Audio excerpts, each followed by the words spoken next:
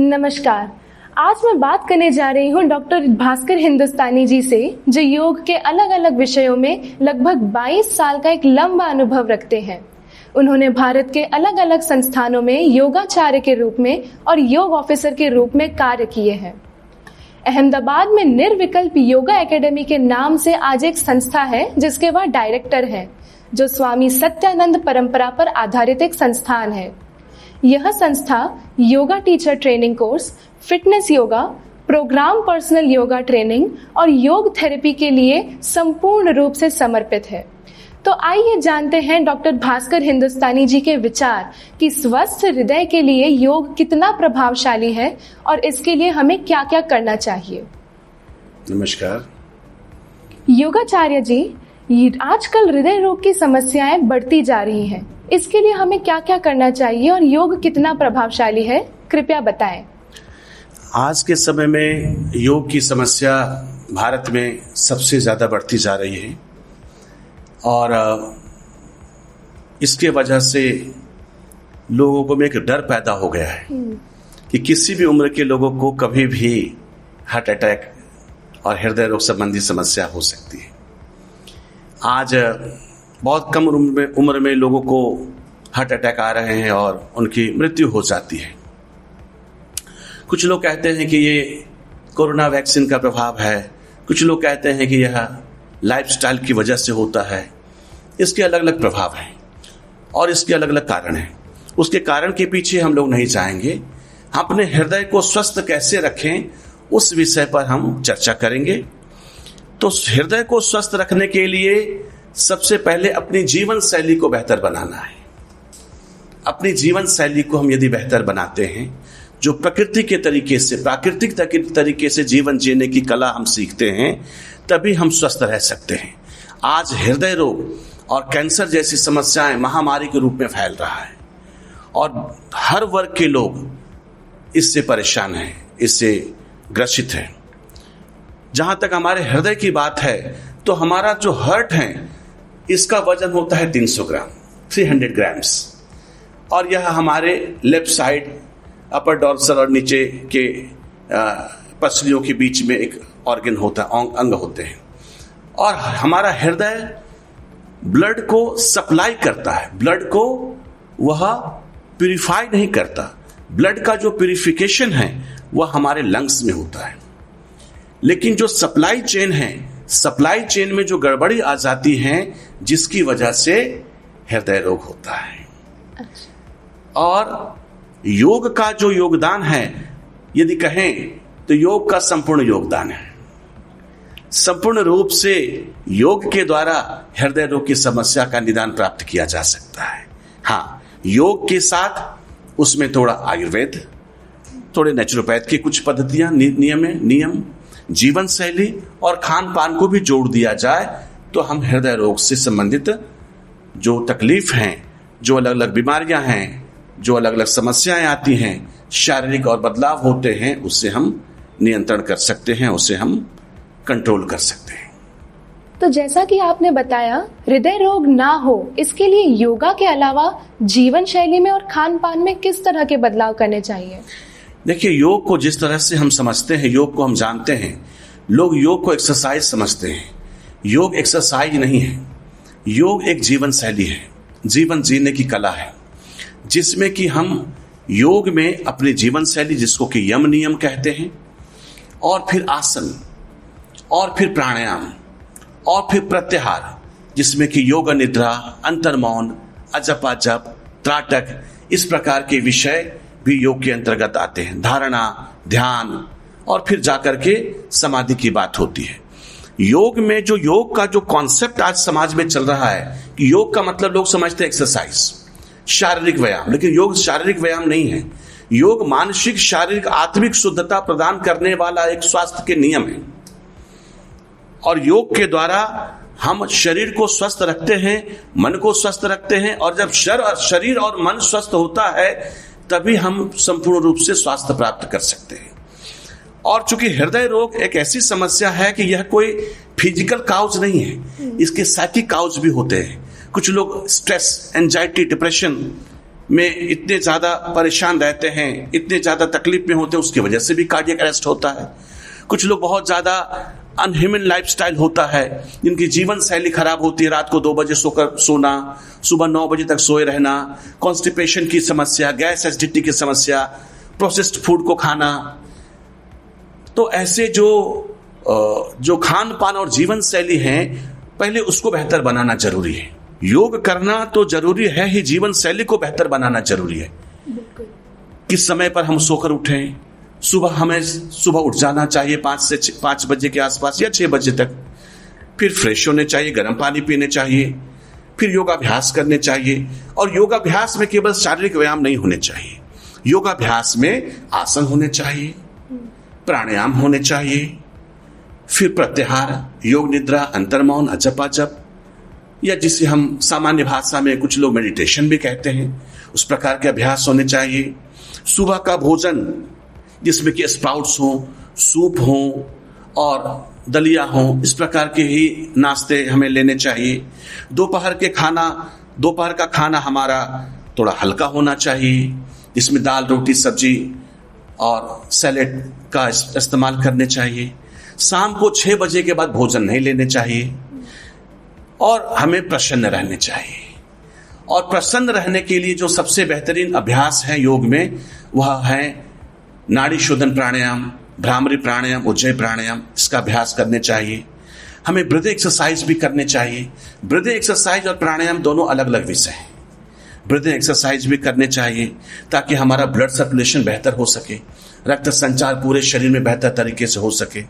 तो हम अपने रक्त संचार को बेहतर करते हैं, भोजन शैली को बेहतर करते हैं और जीवन शैली को बेहतर करते हैं, तभी हम हृदय रोग से संबंधित तकलीफ से छुटकारा प्राप्त कर सकते हैं और ऐसे रोग हमें नहीं हो कभी भविष्य में, उससे भी हमें निजात प्राप्त हो सकता है। जी, तो योग, नेचुरोपैथी, आयुर्वेद हृदय रोग के लिए कितना कारगर है?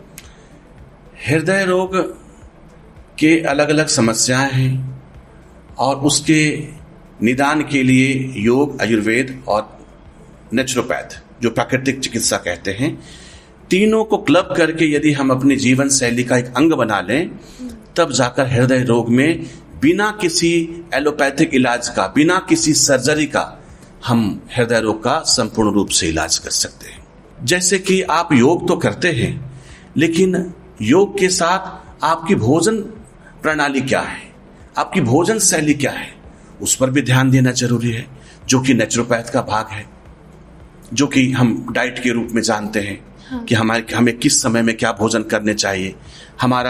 हम दूध लेते हैं, छाछ लेते हैं, दही लेते हैं, उसका समय क्या होना चाहिए, हमें किस समय कौन सी चीजें लेनी चाहिए, हमें पानी कितना पीना चाहिए, हमें सैलेड कितने खाने चाहिए, हमें रफेज कितने खाने चाहिए, हमें मिलेट्स कितने खाने चाहिए, किस क्वांटिटी में खाने चाहिए। ये पूरी जानकारी हम नेचुरोपैथ के माध्यम से लेते हैं। और इतना ही नहीं, नेचुरोपैथ में जैसे कि मसाज थेरेपी है, जैसे कि हाइड्रोथेरेपी है, जैसे ओजोन थेरेपी है, जैसे कि कोलोन थेरेपी है, जो कि पंचकर्मा के नाम से जाना जाता है। तो पंचकर्मा के अभ्यास भी हमें समय समय पर लेते रहने चाहिए। पंचकर्मा की जो थेरेपी है, हमें अपने हर 6 महीने में एक बार लेने चाहिए, ताकि हमारे शरीर की सफाई हो जाए।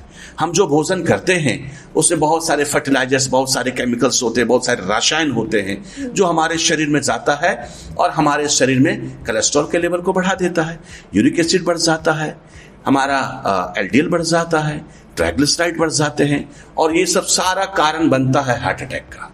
हार्ट अटैक का कोई एक कारण नहीं होता। अब हम अपने शरीर की जो टॉक्सिसिटी को हम यदि पंचकर्मा के माध्यम से, नेचुरोपैथिक चिकित्सा के माध्यम से शरीर से बाहर निकाल दें, तो शरीर की सफाई हो जाती है। और आयुर्वेदा क्या करता है, आपका श्वास की तकलीफ है, आप श्वास बेहतर नहीं कर पा रहे हैं, आपका पेट की कोई गड़बड़ी है, तो आप आयुर्वेदिक उपचार के द्वारा अपने पेट की समस्या, श्वास की समस्या को आप बेहतर बना सकते हैं। शरीर के अंग बेहतर तरीके से काम करें, हमारा मेटाबॉलिक प्रोसेस बेहतर हो, इसीलिए हमें आसन करने चाहिए जी। हमारा मन शांत हो, हमारी एकाग्रता अच्छी हो, हमारा ब्रीदिंग अच्छा हो, क्योंकि हमारा हृदय का संबंध सीधे श्वास से है और हमारा लंग्स की कैपेसिटी अच्छी हो, इसके लिए हमें प्राणायाम करने चाहिए, हमें ब्रीदिंग एक्सरसाइज करने चाहिए। और उसके बाद हार्ट अटैक का कारण मानसिक अशांति, स्ट्रेस, एंजाइटी रहता है, हाँ। उसके लिए ध्यान के अभ्यास करने चाहिए।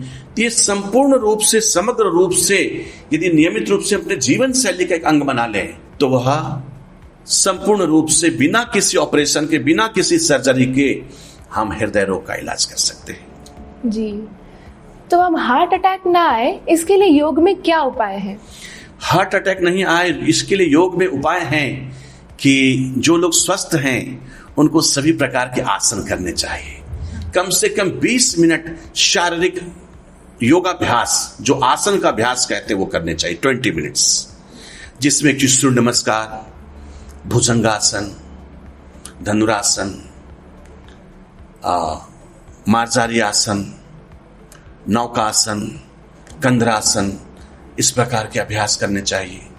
जो हार्ट अटैक से परेशान हैं, जिनको हार्ट अटैक आया हुआ है, वैसे लोग सूक्ष्म क्रिया, ज्वाइंट एक्सरसाइज, जिसे सूक्ष्म क्रिया पवन मुक्तासन कहते हैं, वो अभ्यास करने चाहिए।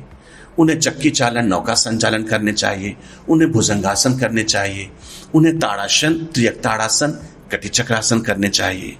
और सबसे जरूरी है कि उन्हें ब्रीदिंग एक्सरसाइज करने चाहिए।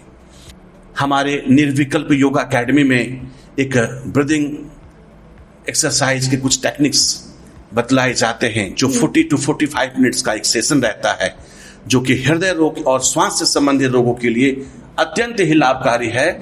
और हजारों लोग ने उसका लाभ लिया है और सभी लोगों को इसका लाभ प्राप्त हुआ है और सभी लोग इससे ठीक हुए हैं। तो एक ब्रीदिंग एक्सरसाइज के अभ्यास करने चाहिए और तत्पश्चात उनको प्राणायाम के अभ्यास करने चाहिए। अब हृदय रोग हैं तो कपालभाति का अभ्यास नहीं करने चाहिए।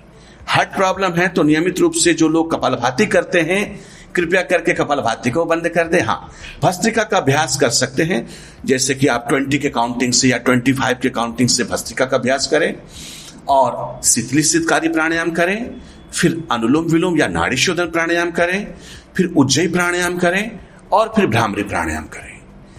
यदि कहा जाए कि हृदय रोग से संबंधित बीमारी के लिए कौन से प्राणायाम सबसे लाभकारी हैं, तो शास्त्र में बतलाया गया है कि नाड़ी शोधन प्राणायाम या अनुलोम विलोम प्राणायाम, साथ में शीतली शीतकारी प्राणायाम यदि सर्दी कोल्ड कफ ना हो तो, और फिर उज्जयी प्राणायाम और भ्रामरी प्राणायाम का अभ्यास करने चाहिए। जिनको सर्दी कोल्ड कफ का प्रॉब्लम रहता है वैसे लोग शीतली शीतकारी प्राणायाम को अवॉइड करें।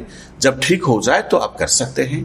और इसके बाद मन को शांत, क्योंकि जब तक आपका मन शांत नहीं होगा तब तक हृदय रोग से आप छुटकारा प्राप्त नहीं कर सकते जी। और मानसिक शांति के लिए योग निद्रा का अभ्यास और अंतर्मौन का अभ्यास जरूरी है। क्योंकि जब आप साइकिक रूप से प्रेशर होता है तो उसका इफेक्ट क्या होता है, हमारे हार्ट पर पड़ता है। जब आप साइकिक रूप से प्रेशर में होते हैं तो हैप्पी हार्मोन्स का सेक्रेशन नहीं होता। हैप्पी हार्मोन्स जैसे सेरोटोनिन, हिस्टामाइन, डोपामाइन, ऐसे हार्मोन्स का सेक्रेशन नहीं होता है और जिसकी वजह से हम अपने हार्ट में कंजेशन को महसूस करते हैं। हम खुश नहीं रहते, हम सैड रहते हैं, उदास रहते हैं, दुखी रहते हैं। और उसकी वजह से क्या होता है कि हमारे ब्रेन में एक होता है नाइट्रिक ऑक्साइड। नाइट्रिक ऑक्साइड का सेक्रेशन नहीं होता है और नाइट्रिक ऑक्साइड क्या करता है, जो हमारी ब्लड कैपिलरीज हैं उसके जो टॉक्सिसिटी है उसको रिलीज करता है, उसको फ्लश आउट करता है, साथ में हमें प्रसन्न रखता है और हमारी बॉडी की रेसिस्टेंसी को, प्रतिरोधक क्षमता को बेहतर बनाता है। तो ब्लड में जो टॉक्सिसिटी है उसको फ्लश आउट करने के लिए भी नाइट्रिक ऑक्साइड चाहिए। मन को खुश रखने के लिए भी नाइट्रिक ऑक्साइड चाहिए। हैप्पी हार्मोन्स को सेक्रेट करने के लिए भी नाइट्रिक ऑक्साइड चाहिए। तो नाइट्रिक ऑक्साइड सेक्रेट करने का जो योग में साधन बतलाया गया है वह है भ्रामरी प्राणायाम और उज्जयी प्राणायाम, और साथ में ओम का उच्चारण किया जाए तो इसका लाभ हमें मिलता है। और निश्चित रूप से ऐसा करें, अपने जीवन शैली में इस प्रकार के अभ्यास को शामिल कर दें तो हृदय रोग में बहुत बड़े स्तर पर इसका लाभ मिलता है। अब मैं यह पॉडकास्ट यहीं पर समाप्त करती हूँ। बहुत बहुत धन्यवाद डॉक्टर भास्कर हिंदुस्तानी जी। आपके पूरे विचार कि स्वस्थ हृदय के लिए योग कितना प्रभावशाली है और स्वस्थ जीवन में जीने के लिए हमें क्या करना चाहिए, इसकी संपूर्ण विस्तृत जानकारी हमें प्राप्त हुई। बहुत बहुत धन्यवाद। मुझे यहाँ पर आकर काफी खुशी हुई, काफी अच्छा लगा। और स्वस्थ हृदय परिवार को भी बहुत बहुत धन्यवाद। उन्होंने इस प्रकार के कार्यक्रम आयोजित किए और हमें मौका मिला कि मैं अपनी बातों को रख पाऊं लोगों के बेहतर स्वास्थ्य के लिए, बेहतर हृदय के लिए। तो स्वस्थ हृदय परिवार को हमारी तरफ से ढेर सारी शुभकामनाएं और बहुत बहुत धन्यवाद।